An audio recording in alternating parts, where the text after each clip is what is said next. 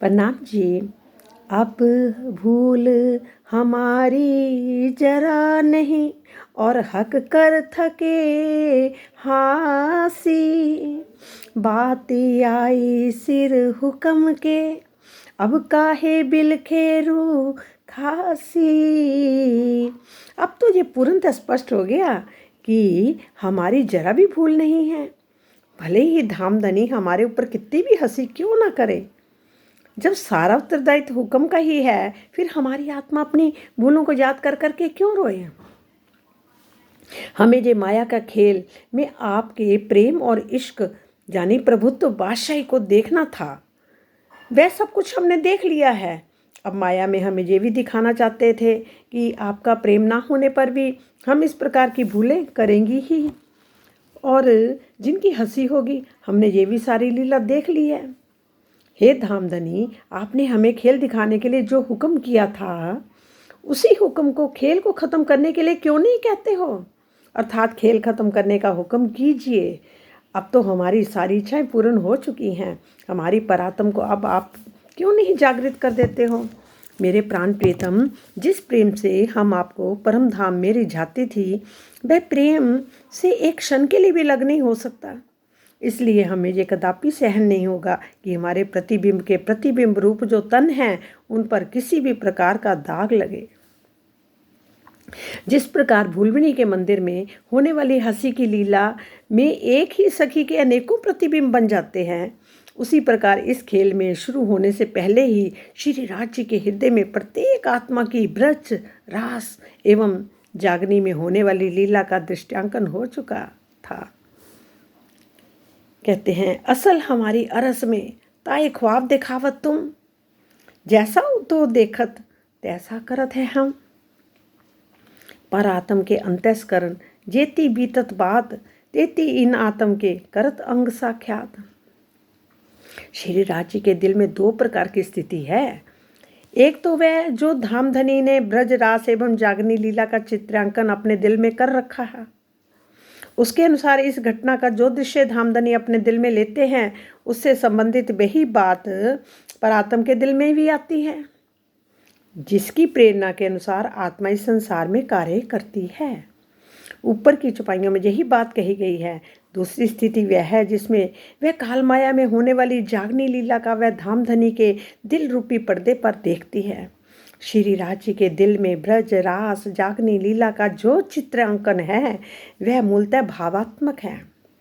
इस प्रकार उनके दिल में जो परात्म का प्रतिबिंब रूप है, वह तो भावात्मक ही माना जाएगा।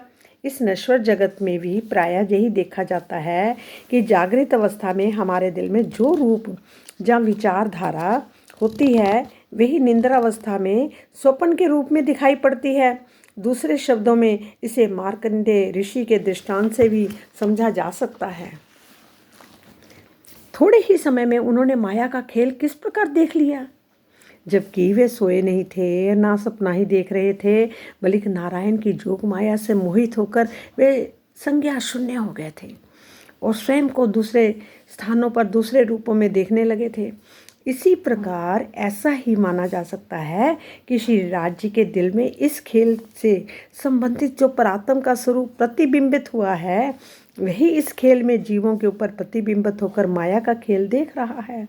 इस खेल में स्वपन दृष्टा प्रातम है, इसलिए प्रातम का स्वरूप ही आत्मा के रूप में प्रतिबिंबित होगा, ना कि श्री राज जी के दिल में भावात्मक रूप से होने वाला प्रतिबिंब। श्री राज जी स्वपन दृष्टा नहीं हैं, बल्कि स्वपन को दिखाने वाले हैं। मतलब कि स्वपन दृष्टा नहीं, बल्कि स्वपन को दिखाने वाले हैं। श्री मुखवाणी के कथनों में यही बात कही गई है। जो मूल स्वरूप है अपने, जाको कहिए पर्यात्म, जो पर्यात्म संग लिए बिलसिए संग खसम। ब्रह्मवाणी के प्रकाश में विरह में डूबा हुआ जीव जब स्वयं को अक्षरातीत की अर्धांगिनी मानने लगता है और चितवनी में गहराइयों में डूबने लगता है तो वह भी परात्म का श्रृंगार सजकर जुगल स्वरूप को रिझाता है। यदि उस जीव पर आत्मा का स्वरूप विराजमान है तो अपनी परात्म का साक्षात्कार कर लेने के पश्चात आत्म स्वरूप को प्रतिबिंब जीव पर पड़ता है और जिससे वे अपने पंचभूतात्मक शरीर से जुड़ी हुई जीव भावना को छोड़कर परात्म की भावना करने लगता है। यही भावना प्रतिबिंबित स्वरूप उसे सत्स्वरूप की पहली विश्त में परात्म का श्रृंगार कराती है, क्योंकि उसने काल माया के ब्रह्मांड में वैसी ही कर रखी है। इसी के अक्स का अक्स कहते हैं, अर्थात परात्म के अक्स आत्मा और आत्मा का अक्स सत्य स्वरूप में अखंड होने वाला तन।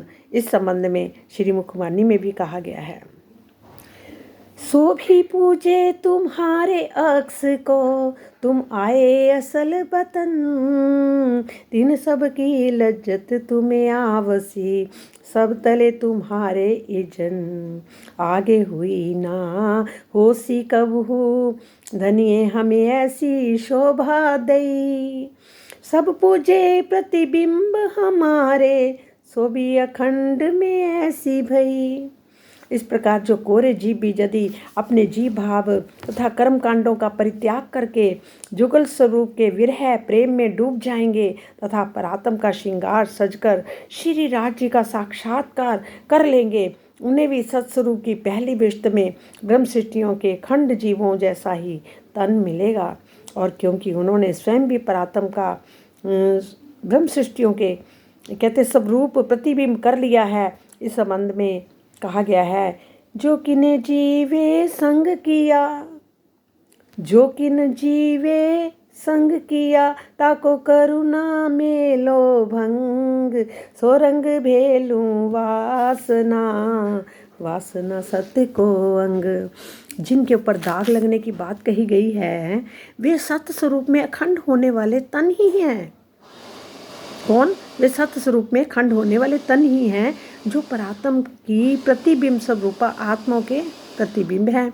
यद्यपि गुनाह इस खेल में आत्माओं के जीवों के द्वारा ही हो रहा है, इसलिए ये दाग हमेशा के लिए सत्य स्वरूप की पहली विश्त में जीवों के साथ ही रहेगा।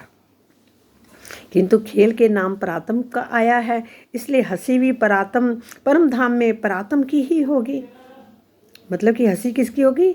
परम धाम में परात्म की ही होगी। हमारे परम धाम में पहुंचने से पहले ही हमारा दोष गुनाह परम धाम में पहुंच जाएगा, जो हमेशा के लिए हंसी का कारण बनेगा।